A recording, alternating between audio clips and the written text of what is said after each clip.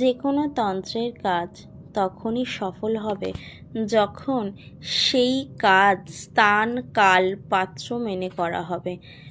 যে কাজ সেই স্থানের দরকার, যে কাজ সেই কালের দরকার, আর যে কাজ সেই জিনিসের দরকার, তার পরিবর্তে অন্য জিনিস কিন্তু আনলে সেই কাজ হবে না। অনেক জ্যোতিষতান্ত্রিক বলে, দিদি কাজ তো হচ্ছে না, ক্লায়েন্টে কাজ করলাম, কী ব্যাপার বুঝতে পারছি না।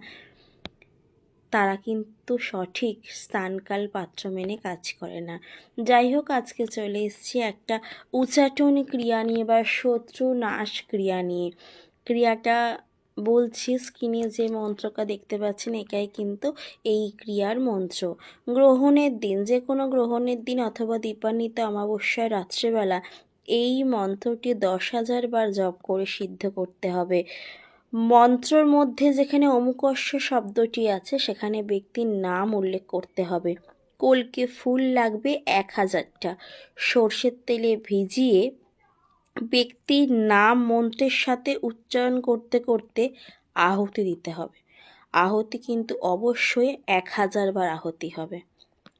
নিয়ম নিষ্ঠা মেনে যদি কাজটা করা যায়, শত্রু নাশ অনিবার্য। ভিডিও কেমন লাগলো কমেন্ট করে জানাবেন। ধন্যবাদ।